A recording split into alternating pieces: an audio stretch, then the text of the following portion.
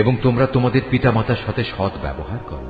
তাদের একজন কিংবা উভয়ই যদি তোমার জীবদ্দশায় বার্ধক্যে উপনীত হয়, তাহলে তাদের সাথে বিরক্তিসূচক কিছু বলো না এবং কখনো তাদের ধমক দিও না। তাদের সাথে সম্মানজনক ভদ্রজনিত কথা বলবে।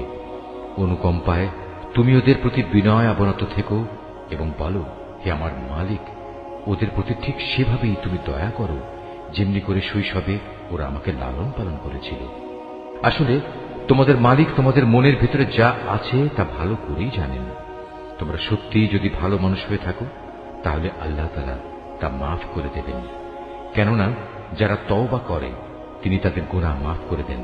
আত্মীয় স্বজনকে তাদের যথার্থ পাওনা আদায় করে দেবে। অভাবগ্রস্ত এবং মুসাফিরদেরও তাদের হক আদায় করে দেবে। কখনো অপব্যয় করো না। অবশ্যই অপব্যয়কারীরা হচ্ছে শয়তানের ভাই, আর শয়তান হচ্ছে তার মালিকের প্রতি বড়ই অকৃতজ্ঞ।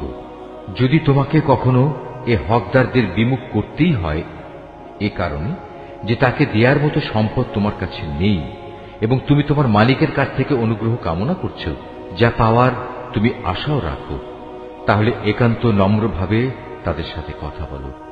কখনো নিজের ব্যয়ের হাত গর্দানের সাথে বেঁধে রেখো না, যাতে কার কোনো প্রকাশ পায়। আবার তা সম্পূর্ণ খুলেও রেখো না, অন্যথায় বেশি খরচ করার কারণে তুমি নিন্দিত নিঃস্ব হয়ে যাবে।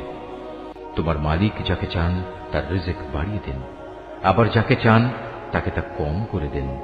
অবশ্যই তিনি তার বান্দাদের প্রয়োজন সম্পর্কে ভালোভাবেই জানেন এবং তাদের অবস্থাও তিনি দেখেন। তোমরা তোমাদের সন্তানদের কখনো দারিদ্র্যের ভয়ে হত্যা করো না। আমি যেমন তাদের রিজিক দান করি, তেমনি তোমাদেরও কেবল আমিই রিজিক দান করি। রিজিকের ভয়ে তাদের হত্যা করা হবে অবশ্যই একটি মহাপাপ। তোমরা ব্যভিচারের ধারে কাছেও যেও না। নিঃসন্দেহে এ হচ্ছে একটি অশ্লীল কাজ এবং নিকৃষ্ট পথ। কোন জীবনকে অন্যায়ভাবে হত্যা করো না, যা আল্লাহ তাআলা হারাম করেছেন।